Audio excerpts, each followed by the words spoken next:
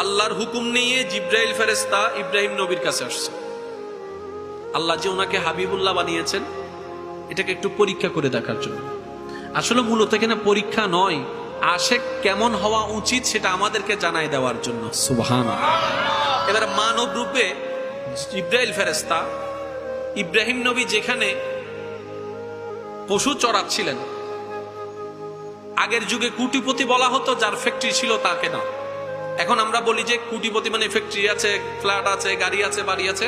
আগের যুগটা ওইরকম ছিল না। ওই সময়টা যার কাছে যত বেশি ছাগলের পাল, দুব্বার পাল, উটের পাল থাকতো সে তত বড় কুটিপতি। সুবহানাল্লাহ, সুবহানাল্লাহ। তো ইব্রাহিম নবীকে আল্লাহ তাআলা অনেক কিছু দিয়েছেন, দুব্বার পাল।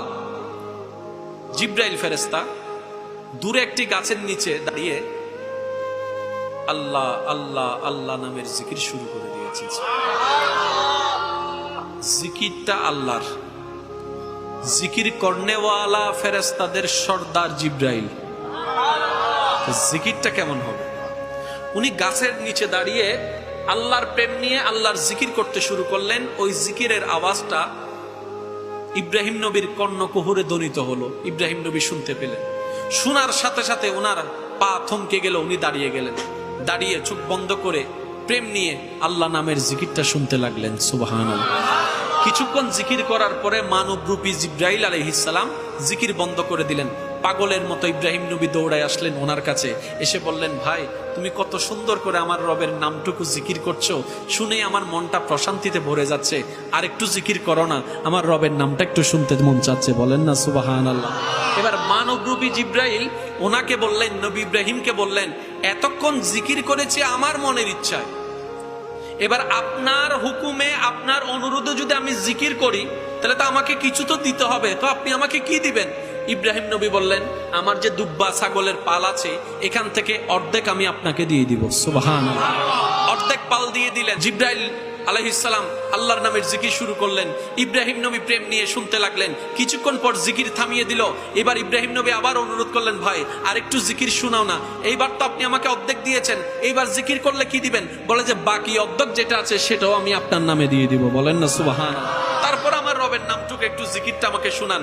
জিব্রাইল ফেরেশতা ওইভাবে জিকির শোনাতে শোনাতে শোনাতে কিছুক্ষণ পর জিকির বন্ধ করে দিলেন। এবার ইব্রাহিম নবী বলে, ও ভাই আমাকে একটু আল্লাহর নামের জিকিরটা শোনাও না, আমার রবের নামের জিকিরটা আরেকবার শোনাও না। এবার জিব্রাইল ফেরেশতা বলে, আপনার প্রথমবারে দিলেন অর্ধেক, দ্বিতীয়বারে দিলেন অর্ধেক, টোটাল বাল আমাকে দিয়ে দিলেন, দুব্বা তো আরেকটাও আপনার কাছে নাই, ছাগল তো আপনার কাছে নাই, এবার আপনি আমাকে কি দিবেন?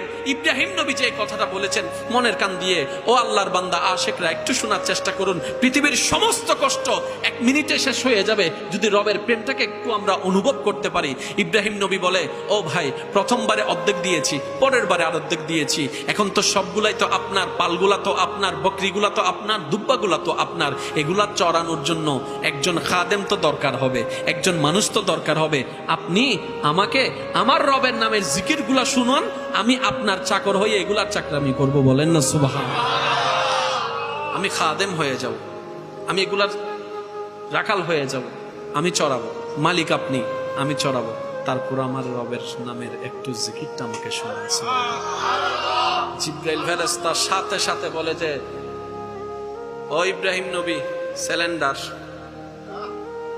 আমি কোনো মানুষ নই, আমার পাল লাগবে না, দুব্বা লাগবে না, আমি ফেরেশতাদের সর্দার জিব্রাইল। আল্লাহর হুকুমে আল্লাহর এজাজত নিয়ে আমি এখানে এসেছি আপনাকে একটু আপনার প্রেম পরীক্ষা করে দেখার জন্য। ইব্রাহিম নবী বলে, কি পরীক্ষা করলা, কেমন দেখলা? বলে যে সবাই দুনিয়ার প্রেম অন্তরে রাখে, তৎকালীন সময়ে দুব্বার পাল দিয়ে দেওয়া মানে বর্তমানে বড় বড় ফ্যাক্টরি দিয়ে দেওয়া। আপনি দেখি যে দুনিয়ার কোনো মায়াই নেই, সবকিছু আপনি দিয়ে দিয়েছেন। ইব্রাহিম নবী বলে, ও ভাই জিব্রাইল, তুমি যদি আল্লাহর নামের জিকির শোনার বদলতে আমি ইব্রাহিমের জানটা পর্যন্ত চাইতা, আমি ইব্রাহিম খুশি মনে জানটাও দিয়ে দিতাম। বলেন সুবহানাল্লাহ। এবার জিব্রাইল গেলেন, আল্লাহ পাক জিজ্ঞেস করে, জিব্রাইল এবার বুঝতে পেরেছো ইব্রাহিমকে কেন আমি খলিলুল্লাহ, আমার বন্ধু বানিয়েছি? তো মনে রাখবেন, বান্দা আলাদা, আশেক আলাদা। বান্দার বিষয় আলাদা, আশেকের বিষয় আলাদা। সুবহানাল্লাহ জোরে বলেন না, আর একটু জোরে বলেন।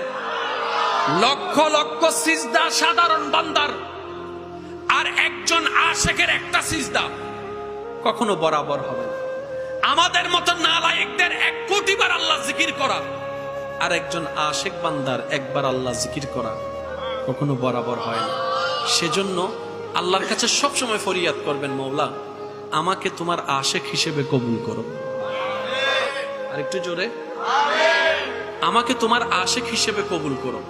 কারণ যেই বান্দা রবের আশিক হতে পারবে, জান্নাত তাকে খুঁজতে হবে না, জান্নাতে তাকে অগণিত কোটি কোটি বান্দার ভিতর থেকে হাসরের ময়দানে তাকে খুঁজে বের করে দিবে। সুবহানাল্লাহ।